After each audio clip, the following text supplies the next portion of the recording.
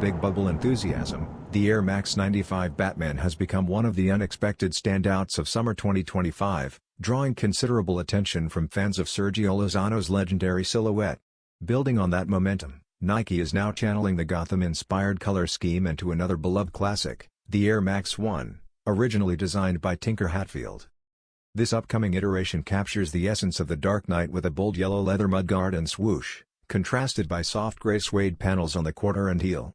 Black finishes complete the look across the base layer, tongue, and outsole. Though dubbed the Batman colorway, it's worth noting this is not an official collaboration with DC Comics, it's simply a fitting fan-made nickname.